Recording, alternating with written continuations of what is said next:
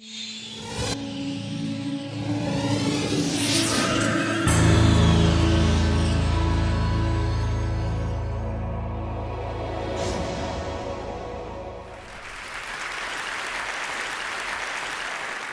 want to talk about social innovation and social entrepreneurship. I happen to have triplets. They're little, they're 5 years old. Sometimes I tell people I have triplets, they say, really, how many? Here's a picture of the kids, that's Sage and Annalisa and Ryder.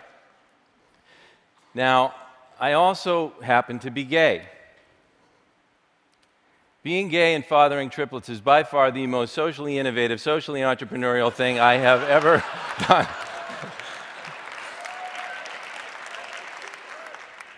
The real social innovation I want to talk about involves charity. I want to talk about how the things we've been taught to think about giving and about charity and about the nonprofit sector are actually undermining the causes we love and our profound yearning to change the world. But before I do that, I want to ask if we even believe that the nonprofit sector has any serious role to play in changing the world. A lot of people say now that business will lift up the developing economies and social business will take care of the rest. And I do believe that business will move the great mass of humanity forward. But it always leaves behind that 10% or more that is most disadvantaged or unlucky. And social business needs markets, and there are some issues for which you just can't develop the kind of money measures that you need for a market. I sit on the board of a Center for the Developmentally Disabled, and these people want laughter and compassion, and they want love. How do you monetize that? And that's where the nonprofit sector and philanthropy come in. Philanthropy is the market for love. It is the market for all those people for whom there is no other market coming. And so if we really want, like Buckminster Fuller said, a world that works for everyone, with no one and nothing left out, then the nonprofit sector has to be a serious part of the conversation. But it doesn't seem to be working. Why have our breast cancer charities not come close to finding a cure for breast cancer, or our homeless charities not come close to ending homelessness in any major city? Why has poverty remained stuck at 12% of the US population for 40 years? And the answer is, these social problems are massive in scale, our organizations are tiny up against them, and we have a belief system that keeps them tiny. We have two rule books. We have one for the nonprofit sector and one for the rest of the economic world. It's an apartheid, and it discriminates against the for-profit sector in 5 different areas, the first being compensation. So in the for-profit sector, the more value you produce, the more money you can make. But we don't like nonprofits to use money to incentivize people to produce more in social service. We have a visceral reaction to the idea that anyone would make very much money helping other people. Interesting that we don't have a visceral reaction to the notion that people would make a lot of money not helping other people. You know, you want to make $50 million selling violent video games to kids, go for it. We'll put you on the cover of Wired magazine, but you want to make $500,000 trying to cure kids of malaria, and you're considered a parasite yourself.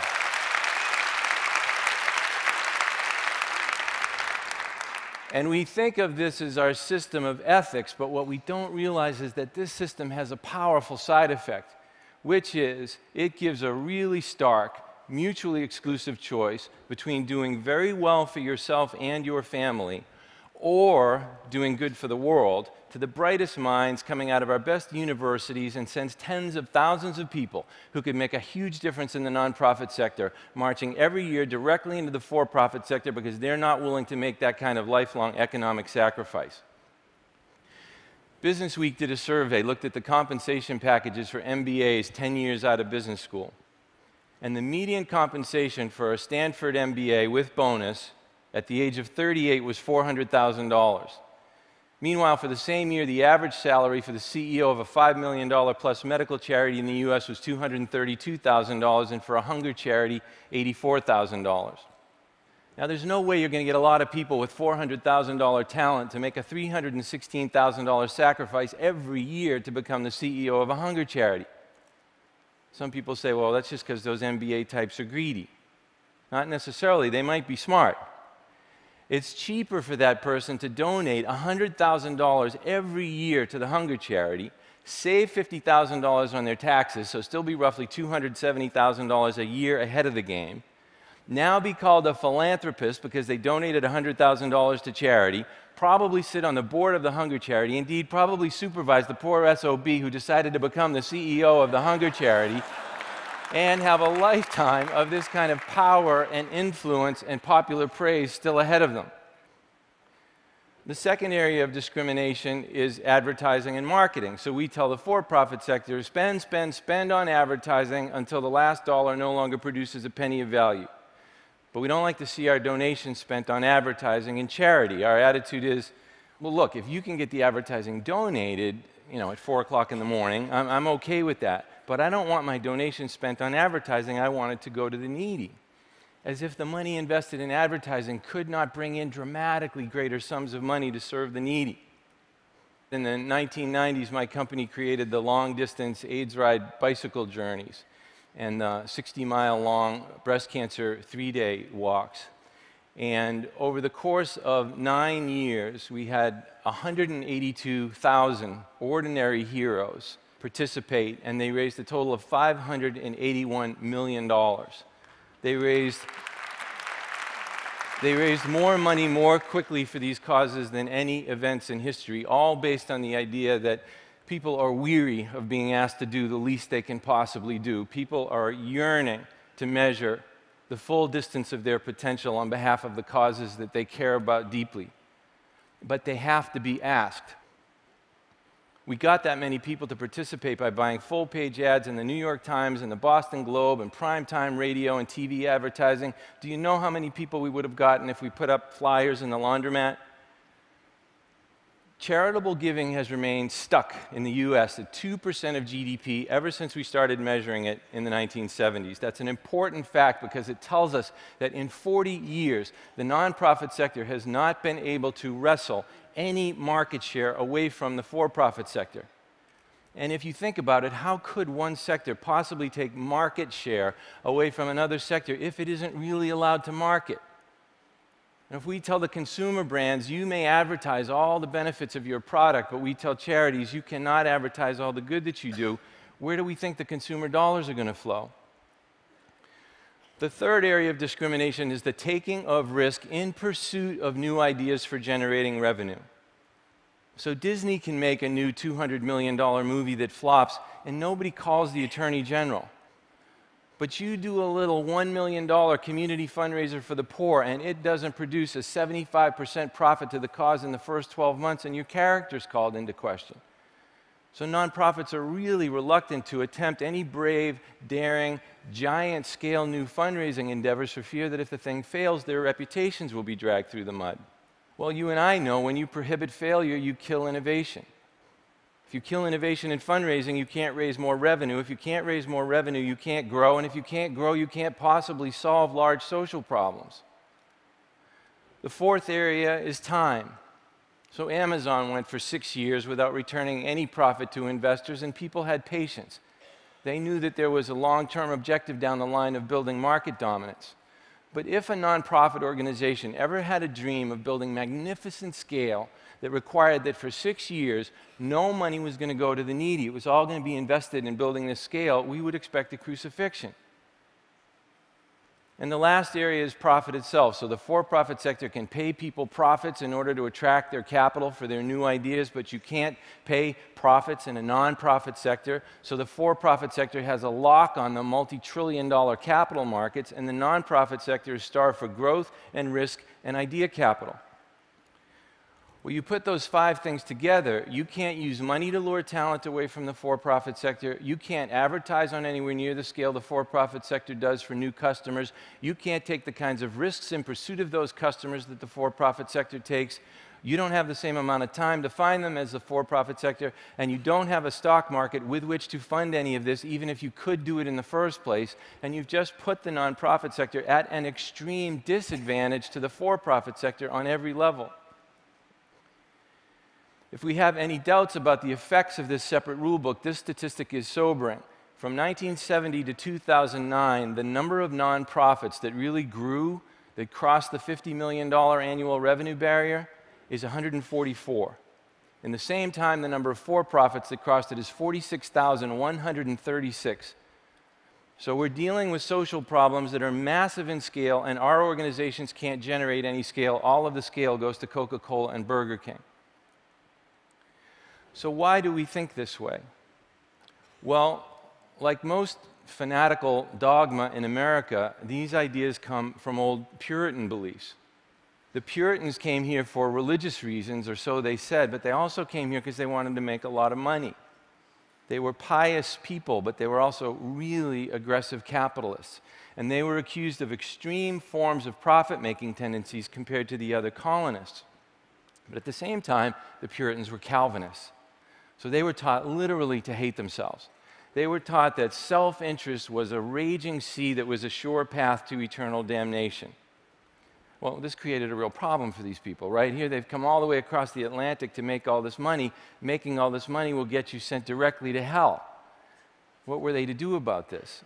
Well, charity became their answer. It became this economic sanctuary where they could do penance for their profit-making tendencies at 5 cents on the dollar. So, of course, how could you make money in charity if charity was your penance for making money? Financial incentive was exiled from the realm of helping others so that it could thrive in the area of making money for yourself. And in 400 years, nothing has intervened to say that's counterproductive and that's unfair.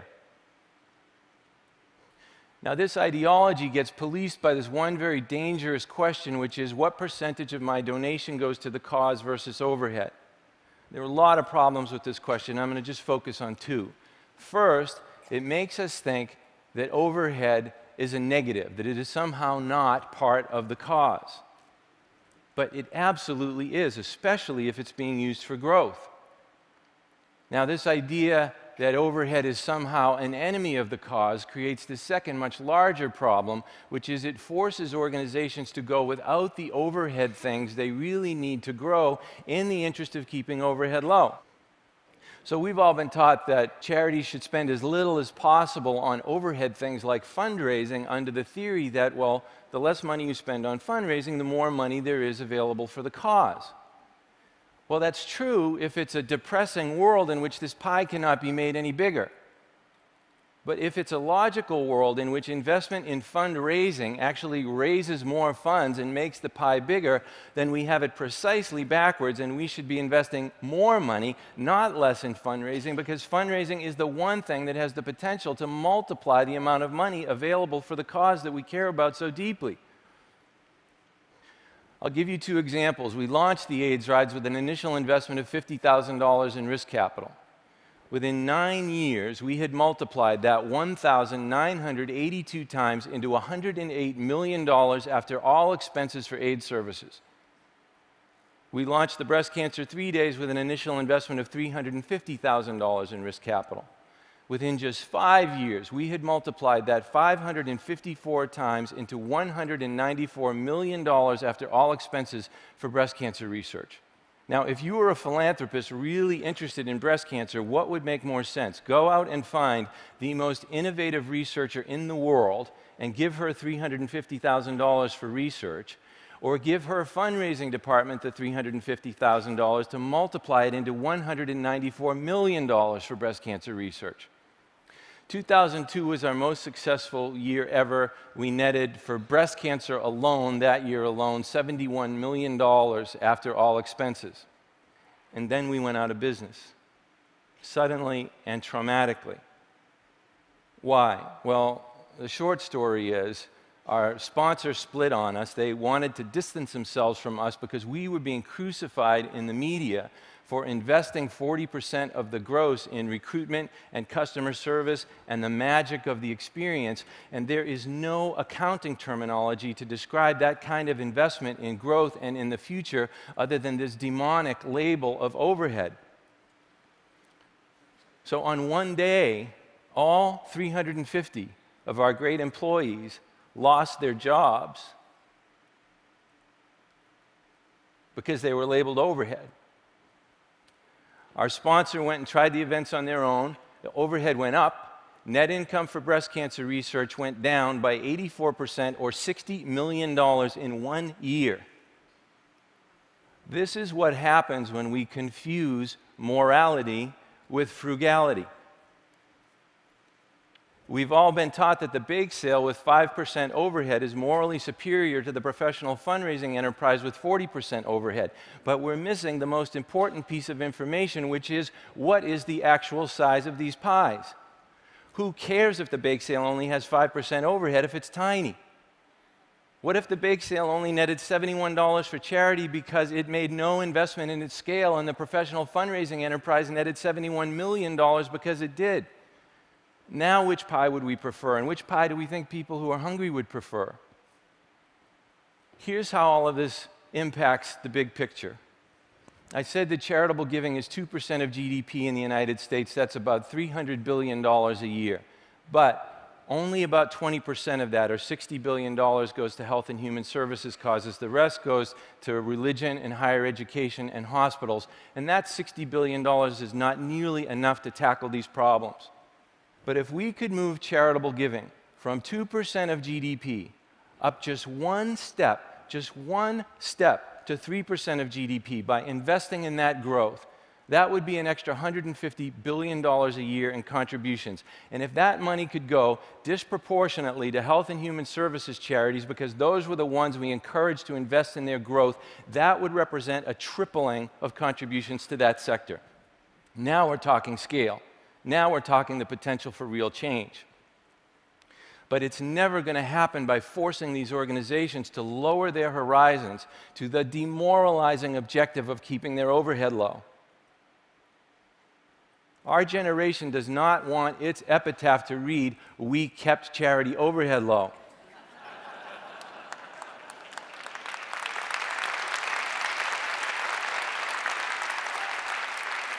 We wanted to read that we changed the world, and that part of the way we did that was by changing the way we think about these things. So the next time you're looking at a charity, don't ask about the rate of their overhead. Ask about the scale of their dreams, their Apple, Google, Amazon scale dreams, how they measure their progress toward those dreams, and what resources they need to make them come true, regardless of what the overhead is. Who cares what the overhead is if these problems are actually getting solved? If we can have that kind of generosity, a generosity of thought, then the nonprofit sector can play a massive role in changing the world for all those citizens most desperately in need of it to change. And if that can be our generation's enduring legacy, that we took responsibility for the thinking that had been handed down to us, that we revisited it, we revised it, and we reinvented the whole way humanity thinks about changing things forever, for everyone, well, I thought I would let the kids sum up what that would be. That would be a real social innovation. Thank you very much. Thank you.